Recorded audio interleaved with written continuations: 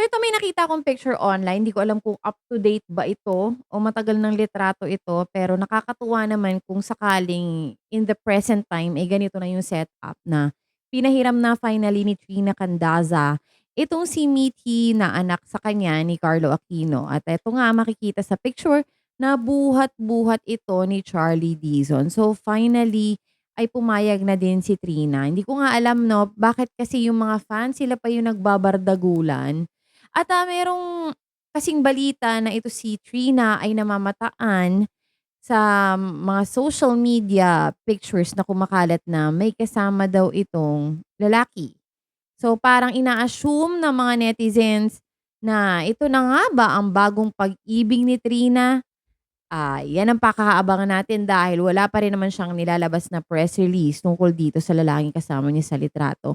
Pero if in case na nagiging okey na finally ang relasyon ni Trina dito kay Carlo at, okey na sa kanya, payag na siya na ipakilala si Mithi doon sa, partner ng kanyang ama, finally ay, natatanggap na unti-unti ni Trina. Eh, baka nga dahil masaya na din si Trina sa kanyang love life ngayon.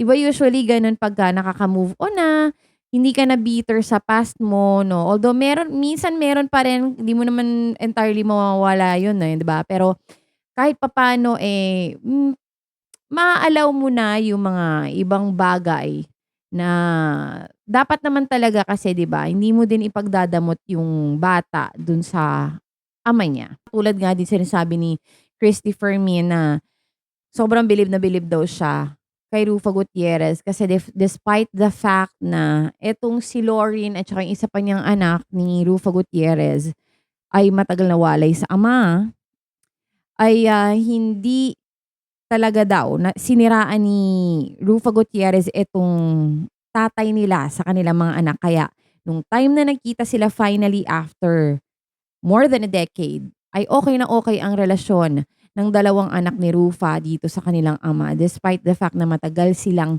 hindi nagkita 'no. Siguro nga since childhood halos wala na silang maalalang childhood memories with their father, but still they had a good relationship dahil hindi siniraan ni Rufa itong ama sa kanilang mga anak. So, dapat din maging gano'n yung relationship. Kung ano man yung naging problema niyo dati sa past, i-leave behind niyo na yon.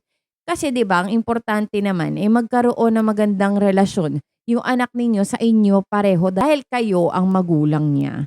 So, I assume eto si Trina, eh, medyo nahimasmasan na din talaga siya 'no at, napayagan na niya dahil nga finally ito si Carlo ay pinakasalan na nga si Charlie. So, parang tila there's no turning back na rin naman talaga na eto na, wala na, tuldok na lahat dun. Siguro kasi si Trina nung time na yun, eh, naglo-long pa rin siya or nagho-hope pa rin siya na mabuo sila ni Carlo kasi siyempre naman 'di ba, hindi ka naman magiging gano'n ka affected. Like dun sa mga interviews niya before, affected na affected siya dun sa issue nila ni Carlo. So hindi ka naman magiging gano'n kung talagang wala ka na talaga entirely nararamdaman. Siguro she's just waiting na mabuo sila ulit para alang-alang dun sa bata. Unfortunately, it didn't happen dahil nga si Carlo ay finally nakahanap na ng talagang babaeng pakakasalan niya at mamahalin niya habang buhay. Sana nga, sana!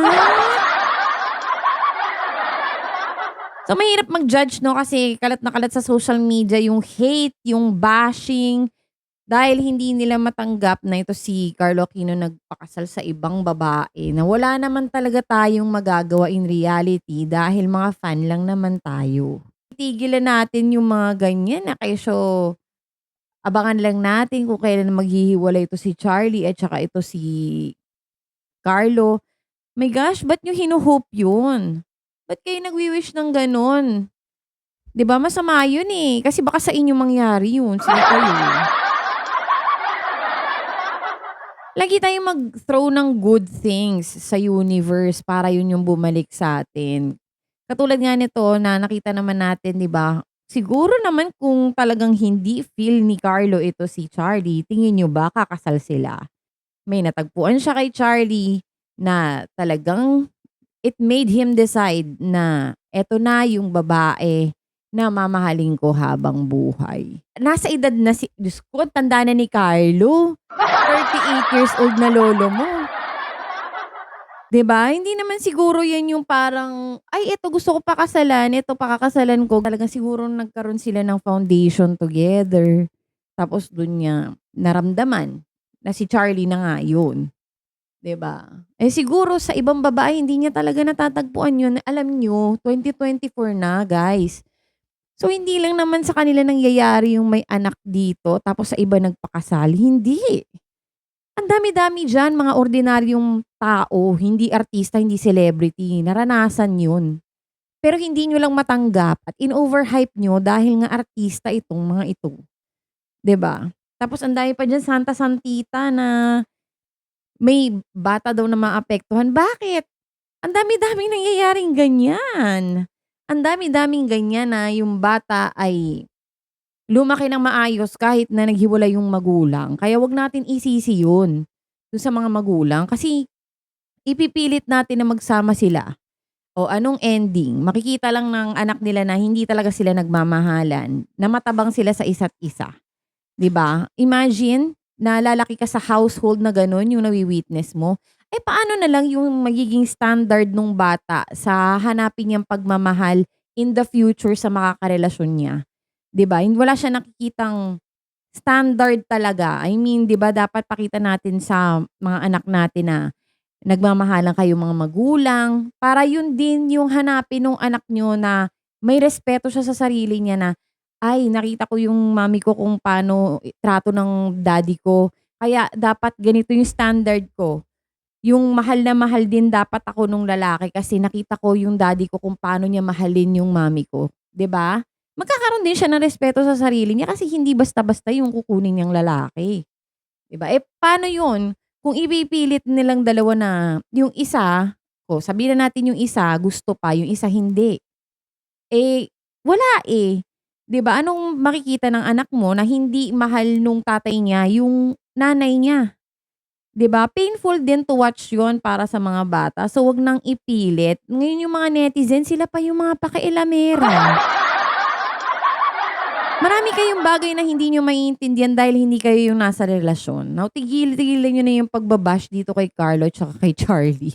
Kasi I think na behind all of this na nakikita natin sa social media at yung mga chika, mga chismis diyan, eh baka ayos naman na ang relasyon between Trina and Carlo ay okay naman na yung relasyon nila. So, tigilan na natin. Let's just be happy for them and hope for the best, especially para kay Mithi, 'no? Kasi siya talaga yung magiging focus dito. Magiging maganda din ang relasyon ni Mithi sa kanyang tatay at saka sa kanyang nanay kung maayos sila nagko-co-parenting, kung may coordination sila. And finally, ito na nga nangyayari na nga. I'm just so happy for them and lalong-lalo na para sa bata. So, thank you so much for joining me and I'll see you on my next vlog. Bye-bye!